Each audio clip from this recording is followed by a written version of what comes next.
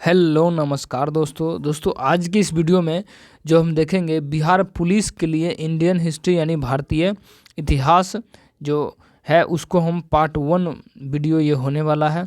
और इससे बाद जो है पार्ट 2 पार्ट 3 पार्ट 4 इसी तरीके के वीडियो जो हम लाते रहेंगे। Bihar police special Indian history के लिए जो है ये क्लास होने वाली है। अब देखिए जितने भी इंडियन हिस्ट्री से प्रश्न बन सकते थे बिहार पुलिस के लिए इसमें टोटल जो है बहुत अच्छे तरीके से इसमें दिया गया है। यानी इसे पढ़ने के बाद इंडियन हिस्ट्री से भारतीय इतिहास से आपका एक भी प्रश्न जो है नहीं छूटेगा, ठीक है। और देखिए बिहार पुलिस के अलावा यदि आप इसके अलावा भी और किसी एग्ज़ाम की तैयारी करते हैं तो उसके लिए भी आपको लिए जो है ये फ़ायदेमंद होने वाला है। चाहे वो संघ लोक सेवा आयोग हो, राज्य लोक सेवा आयोग हो, कर्मचारी चयन आयोग हो, रेलवे भर्ती हो, चाहे इसके अलावा कोई भी एग्ज़ाम हो, ठीक है। तो देखिए हम क्वेश्चन यदि आप इस पीडीएफ को लेना चाहते हैं कंप्लीट हिस्ट्री को, ठीक है, तो इस नंबर पर आप मैसेज कर स्क्रीनशॉट 29 रुपये का भेजने के बाद फ़ोनपे या गूगल पे से आपको जो ये पीडीएफ जो है आपके नंबर पर जो है भेज दिया जाएगा। तो देखिए पार्ट 1 जो होने वाला है, पार्ट 1 में हम 100 क्वेश्चन को करेंगे। टोटल क्वेश्चनों की संख्या कितना 100 क्वेश्चन को जो है पार्ट 1 में करेंगे। पार्ट 2 में फिर 100 करेंगे, यानी ऐसे करते करते पूरे हिस्ट्री को क्या करेंगे हम कंप्लीट कर लेंगे, ठीक है। तो चलिए हम शुरू करते हैं पहला क्वेश्चन के तरफ, ठीक है। पहला क्वेश्चन है कि भारत की जनसंख्या के बनावट में निम्न में से किस नस्ल के लोगों का मिश्रण नहीं है। भारत की जनसंख्या के बनावट में निम्न में से किस नस्ल के लोगों का मिश्रण नहीं है। तो ये नहीं है कांगो बेसिन के पिग्मी, कांगो बेसिन के पिग्मी। देखिए प्रोटो ऑस्ट्रेलाइड मंगोलियाइड इसका मिश्रण है, मंगोलाइड निग्रोइड इसका भी है, पेलियो मेडिटेरियन काक्सेआइड इसका भी है। यानी किसका नहीं है तो कांगो बेसिन के पिग्मी, ठीक है। अगला क्वेश्चन है सर्वप्रथम इतिहास के 3 भागों में बांटने का श्रेय किस जर्मन इतिहास को जाता है। सर्वप्रथम इतिहास को 3 भागों में बांटने का श्रेय किस जर्मन इतिहास को जाता है। तो ये जो जाता है क्रिस्टोफ सेलियरस को जाता है, क्रिस्टोफ सेलियरस को जाता है। अगला क्वेश्चन है भारतीय इतिहास को जानने का मुख्य 4 स्रोत है, निम्न में से कौन नहीं है। भारतीय इतिहास को जानने का मुख्य 4 स्रोत निम्नलिखित में कौन स्रोत नहीं है, कौन नहीं है। ये जो है समुद्र तलों से प्राप्त स्रोत, समुद्र तलों से प्राप्त स्रोत जो है ये नहीं होगा। बाकी धर्म ग्रंथ विदेशियों के विवरण ये सारे हैं, यानी बी नंबर जो इसका सही है। अगला क्वेश्चन है कि भारत के सर्वमान्य प्राचीन ग्रंथ वेद के संकलनकर्ता निम्नलिखित में से किसे माना जाता है। भारत के सर्वमान्य प्राचीन ग्रंथ वेद के संकलनकर्ता निम्नलिखित में से किसे माना जाता है। तो निम्नलिखित में से कृष्ण द्वैपायन वेद व्यास को माना जाता है, कृष्ण द्वैपायन वेद व्यास को माना जाता है, ठीक है। निम्नलिखित में चारों वेदों ऋग्वेद यजुर्वेद सामवेद अथर्ववेद को संयुक्त रूप से क्या कहा जाता है। निम्नलिखित में चारों वेद ऋग्वेद यजुर्वेद सामवेद अथर्ववेद को संयुक्त रूप से जो है क्या कहा जाता है। तो संयुक्त रूप से क्या कहा जाता है, तो ये जो है संहिता कही जाती है, क्या संहिता कही जाती है। अगला देखते हैं ऋचाओं के क्रमबद्ध ज्ञान के संग्रह को ऋग्वेद कहा जाता है। इसमें ऋचाओं के क्रमबद्ध ज्ञान के संग्रह को ऋग्वेद कहा जाता है। तो ऋग्वेद का 10 मंडल को 10 मंडल होगा, 10 मंडल 1028 सूक्त एवं 10,462 ऋचाएँ, 10 मंडल 1028 सूक्त 10,462 ऋचाएँ। अगला निम्नलिखित में वेद के ऋचाओं को पढ़ने वाले ऋषि को क्या कहा जाता है। निम्नलिखित में वेद के ऋचाओं को पढ़ने वाले ऋषि को क्या कहा जाता है। तो क्या कहा जाता है, ये होत्री कहा जाता है, होत्री कहा जाता है।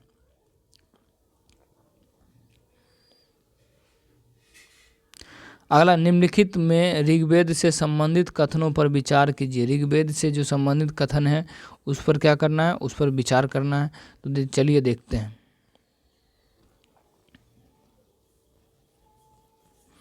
अब देखिए इस वेद में आर्यों के राजनीतिक प्रणाली इतिहास ईश्वर के महिमा संबंधी जानकारी प्राप्त होती है। ईश्वर के ये सही है। इसका 9वां मंडल सोम देवता को समर्पित है, तो इसका 9वां मंडल सोम देवता को समर्पित है, तो ये भी सही है। इसके 8वें मंडल के हस्तलिखित ऋचाओं का खिल कहा जाता है। इसके 8वें मंडल के हस्तलिखित ऋचाओं को खिल कहा जाता है, ये भी सही है। इसका तीसरा मंडल विश्वामित्र द्वारा रचित है, जो सूर्य देवता सावित्री को समर्पित है, ये भी सही है। ऋग्वेद के 10वें मंडल के पुरुष सूक्त में 4 वर्गों को आदि पुरुष ब्रह्म से उत्पन्न बताया गया है। देखिए सभी सही है, ठीक है। तो उपयुक्त में से सभी कथन क्या है, तो सभी कथन जो है उपयुक्त में से सत्य है। अगला क्वेश्चन देखते हैं कि निम्नलिखित में ऋग्वेद के कई परिच्छेदों में प्रयुक्त अधन्य शब्द का संबंध किससे है? अघन्य होना चाहिए। अघन्य शब्द का जो संबंध है वो किससे है? तो वो जो है गाय से है। किससे है? तो गाय से है। अगला है कि विंसेंट आर्थर स्मिथ ने प्राचीन भारत का प्रथम सुव्यवस्थित इतिहास लेखन अर्ली हिस्ट्री ऑफ इंडिया नामक पुस्तक लिखा, जो प्रकाशित हुआ। देखो, विंसेंट आर्थर स्मिथ ने प्राचीन भारत का प्रथम सुव्यवस्थित इतिहास लेखन अर्ली हिस्ट्री ऑफ इंडिया नामक पुस्तक लिखा, जो प्रकाशित हुआ। जो प्रकाशित कब हुआ? तो जो प्रकाशित हुआ तो वर्ष 1904 में। वर्ष 1904 में विंसेंट आर्थर स्मिथ ने 1904 में प्रकाशित प्राचीन इतिहास की प्रथम सुव्यवस्थित पुस्तक से संबंधित कथनों पर विचार कीजिए। संबंधित कथनों पर क्या करना है? तो विचार जो है करना है। इस पुस्तक की 1/3 भाग सिर्फ सिकंदर का आक्रमण वर्णित है, ये नहीं होगा। इस पुस्तक में भारत को स्वेच्छाचारी शासन वाला देश कहा गया है, ये सही है। इस पुस्तक में भारत को स्वेच्छा नहीं है, भारत को ऑप्शन देखने के बाद इसको देखा जाएगा। तो देखिए पहला सही है, इस पुस्तक को 1/3 भाग सिर्फ सिकंदर का आक्रमण वर्णित है। सिकंदर का आक्रमण सिर्फ वर्णित है। दूसरा है, इस पुस्तक में भारत को स्वेच्छाचारी शासन वाला देश कहा गया है, तो ये भी सही है, ठीक है। इस पुस्तक के अनुसार भारत में ब्रिटिश शासन से पूर्व राजनीतिक एकता का अनुभव नहीं था। राजनीतिक एकता का अनुभव नहीं था, ठीक है। तो सी नंबर भी सही है, यानी 3 नंबर भी क्या है? सही है। यानी इस पुस्तक को मैग्नम पब्लिशिंग, अगला देखते हैं, इस पुस्तक को मैग्नम पब्लिशिंग हाउस ने छापा है। उपयुक्त में कौन सा कथन सत्य है? तो देखिए इसका जो 1, 2, 3, 4 और ये क्या है? ये असत्य है। बाकी ये 1, 2, 3 सत्य है, बाकी ये वाला असत्य है, 4 नंबर। यानी ऑप्शन नंबर बी जो है इसका सही आंसर हो जाएगा। वामन अवतार के 3 पगों के आख्यान का वर्ण किस प्राचीनतम वेद से प्राप्त होता है? किस प्राचीनतम वेद से प्राप्त होता है? ये ऋग्वेद से प्राप्त होता है, ठीक है। निम्नलिखित में ऋग्वेद में कितनी ऋचाएँ इंद्र और अग्नि के लिए समर्पित है? इंद्र और अग्नि के लिए समर्पित है, तो इंद्र को 250 और अग्नि को 200 प्राप्त है। इंद्र को 250 और अग्नि को 200। निम्नलिखित में किस ग्रंथ में यज्ञों के नियमों एवं विधि विधानों की जानकारी प्राप्त होती है? ठीक है, तो ये यजुर्वेद। सामवेद से संबंधित कथनों पर विचार कीजिए। सामवेद से संबंधित कथनों पर क्या करना है? तो विचार करना है। तो देखिए इसमें 10 सामवेद से संबंधित कथनों पर क्या विचार करना है? देखिए इसमें 1810 सूक्त जो ऋग्वेद से लिए गए हैं, ठीक है। ये इसमें 1810 सूक्त हैं जो ऋग्वेद से लिए गए हैं। इसके पाठकर्ता को उद्रादित्री कहते हैं। इस वेद में मुख्यतः यज्ञों के समय गाए जाने वाले ऋचाओं का संकलन है, ये भी सही है। इस वेद को भारतीय संगीत का जनक कहा जाता है, ये भी सही है। यानी उपयुक्त में सभी क्या है? सत्य है।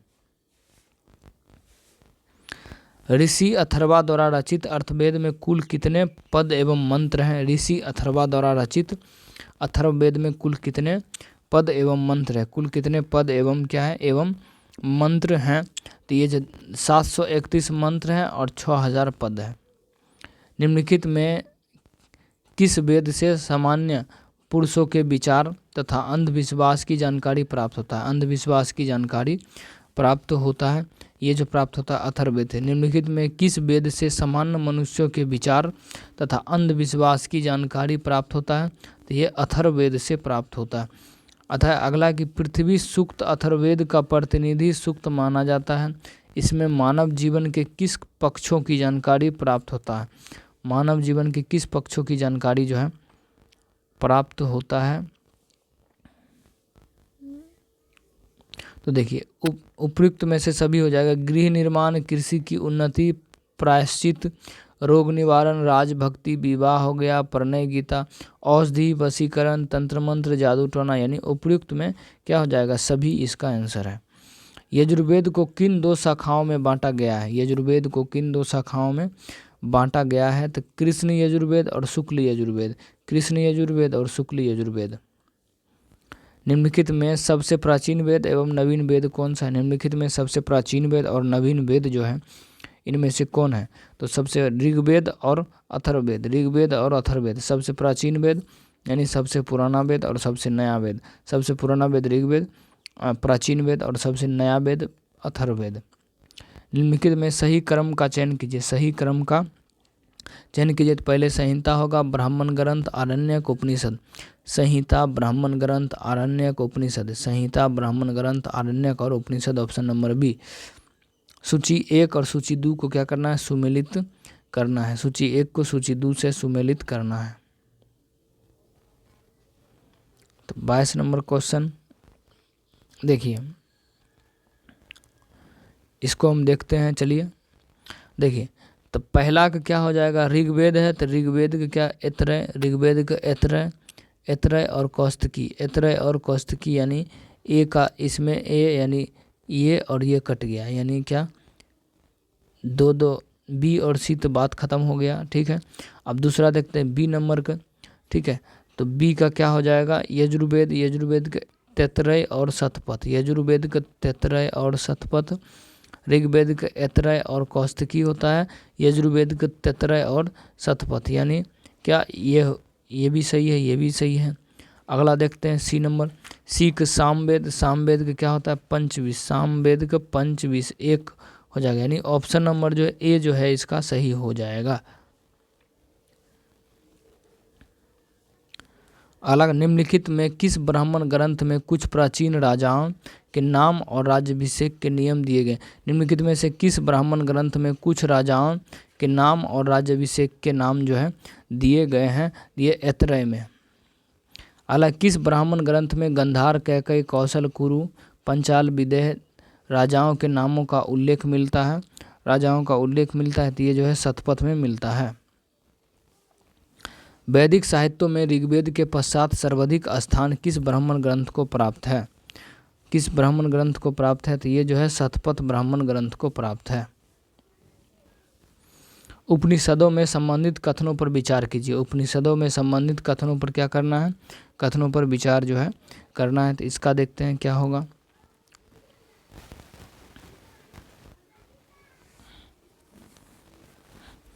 देखिए, उपनिषदों की संख्या 108। इसमें 13 को मूलभूत और उपनिषदों की श्रेणियाँ में रखा गया है।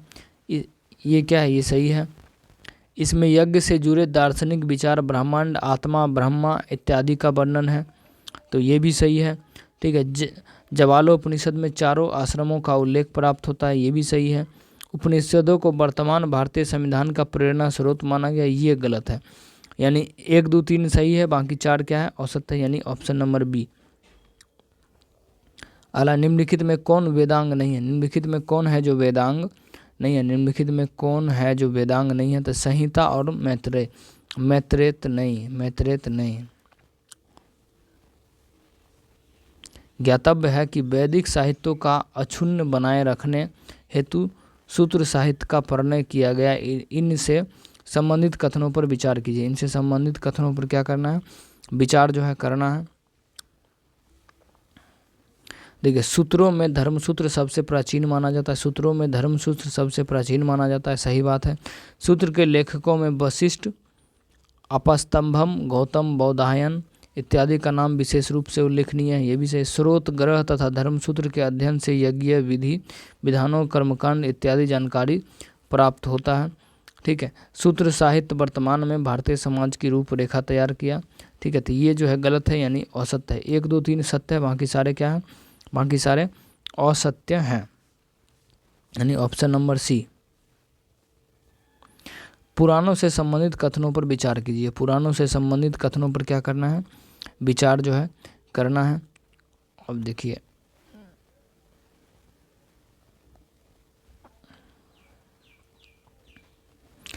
पुराणों की संख्या कितना, 18। पुराणों की संख्या 18 है तथा इसके रचयिता लोमहर्ष तथा इसके पुत्र दुग्ध सर्वा माने जाते हैं। ये सही है।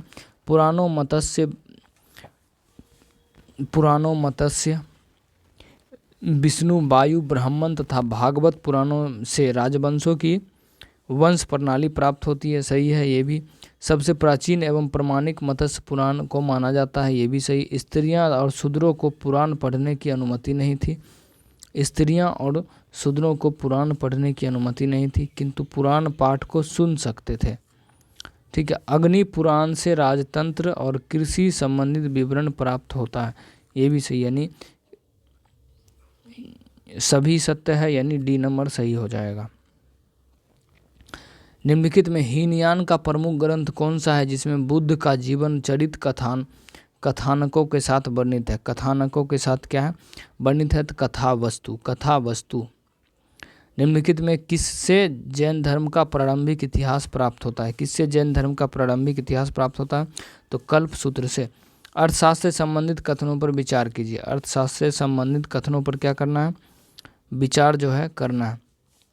अर्थशास्त्र के अनुवादक साम शास्त्री हैं। अर्थशास्त्र के अनुवादक जो है कौन है, तो साम शास्त्री हैं। तो ये भी सही है। इस पुस्तक के लेखक चाणक्य विष्णुगुप्त हैं, ये भी थे। यह पुस्तक 15 अधिकरण और 180 प्रकरणों में विभाजित है। ये भी सही। इस पुस्तक से मौर्यकालीन इतिहास की जानकारी प्राप्त होता है। ये भी सही है, यानी सभी सत्य हैं। निम्नलिखित में कल्हण द्वारा राजतरंगिणी में किस क्षेत्र के विशेष शासकों का वर्णित है। निम्नलिखित में कल्हण द्वारा राजतरंगिणी में किस क्षेत्र के विशेष शासकों का वर्णित किया गया है, किस क्षेत्र के, ये जो किया गया है कश्मीर। अरबों के सिंध विजय का वृत्तांत चाचनामा के लेखक कौन है। अरबों के सिंध विजय का वृत्तांत चाचनामा के जो लेखक हैं, चाचनामा के लेखक कौन है, तो अली अहमद। अगला कि संस्कृत के विद्वान पाणिनि की पुस्तक अष्टधाई से वंश प्रणाली के इतिहास की जानकारी प्राप्त होता है। यह जो प्राप्त होता है मौर्यों से पूर्व तथा मौर्यकाल, मौर्यों से पूर्व और मौर्यकाल के बारे में प्राप्त होता है।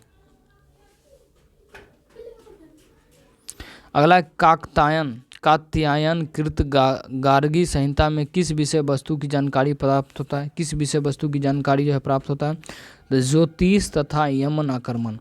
तो यही हो जाएगा इसका सही, ज्योतिष तथा यमन आक्रमण।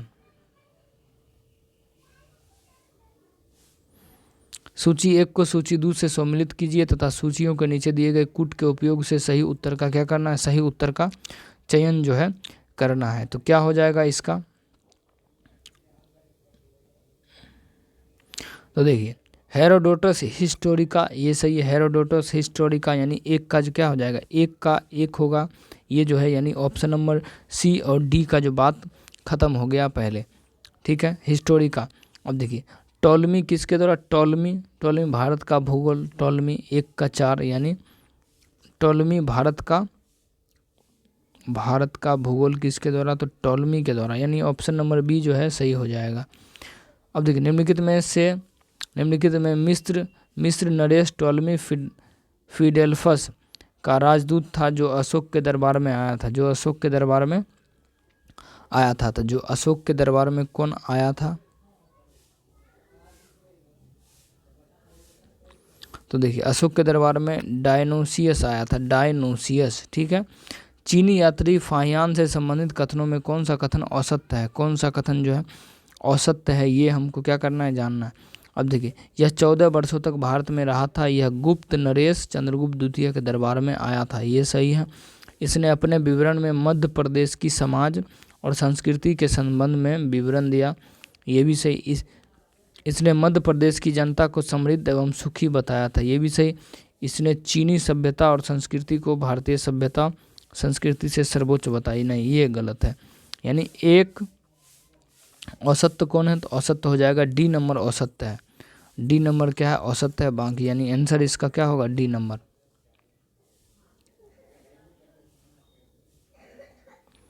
निम्नलिखित में से किस यात्री ने 518 में भारत आगमन पर 3 वर्षों तक बौद्ध धर्म की प्राप्तियां एकत्रित किया था?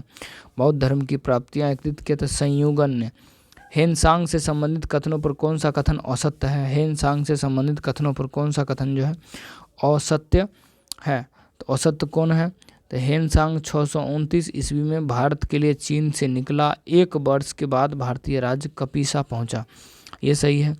हेनसांग 629 ईस्वी में भारत के लिए चीन से निकला और 1 वर्ष के बाद भारतीय राज्य कपीसा पहुंचा। ये सही है। सही है मतलब क्या? ये आंसर नहीं हुआ, ठीक है, ये सत्य है, ठीक है।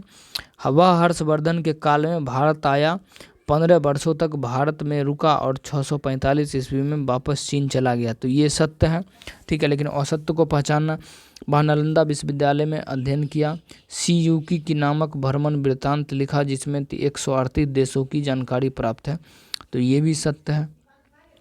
अब जो बचा वो क्या होगा? असत्य ही होगा। इसमें बोलने वाली क्या? तो असत्य वाला आंसर क्या होगा? सही होगा।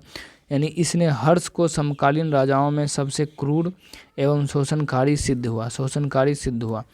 अगला क्वेश्चन है, हेनसांग के अध्ययन के समय नालंदा विश्वविद्यालय के कुलपति जो थे वो कौन थे? हेनसांग के अध्ययन के समय नालंदा विश्वविद्यालय के कुलपति, तो नालंदा विश्वविद्यालय के कुलपति शीलभद्र थे, शीलभद्र। अलबिरनी नामक लेखक जो महमूद गजनवी के साथ भारत आया था, इससे संबंधित असत्य कथन कौन सा है? असत्य कथन जो है संबंधित कौन सा है? तो असत्य कथन कौन था? तो ये जो इसने अपने लेखों में भारतीय सामाजिक परंपराओं को निकृष्ट घोषित किया था। इब्न बतूता से संबंधित कथनों पर विचार कीजिए। इब्न बतूता से संबंधित कथनों पर क्या करना है? विचार जो है करना।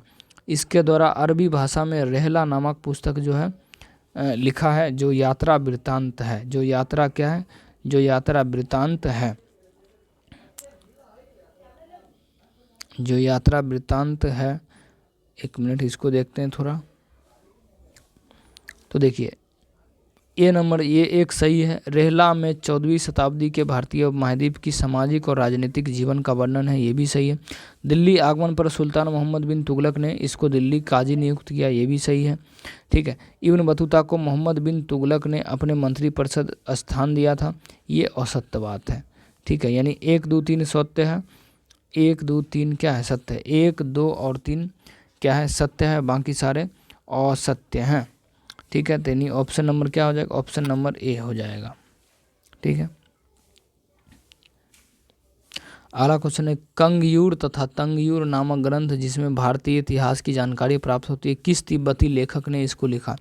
किस तिब्बती लेखक ने इसको लिखा? तो तारानाथ ने। निम्नलिखित में 13वीं शताब्दी के अंत तक कौन यात्री आया जिसकी लेखनी से पांड्य इतिहास का विवरण प्राप्त होता है? पांड्य इतिहास का विवरण जो है प्राप्त होता है। तो मार्को पोलो। निम्नलिखित में किसे भारतीय पुरातत्व शास्त्र का पितामह कहा जाता है? पुराशास्त्र का पितामह जो है कहा जाता है, ये किसको कहा जाता है? तो ये जो कहा जाता है ये सर अलेक्जेंडर कनिंघम को जो है कहा जाता है, सर अलेक्जेंडर कनिंघम को कहा जाता है।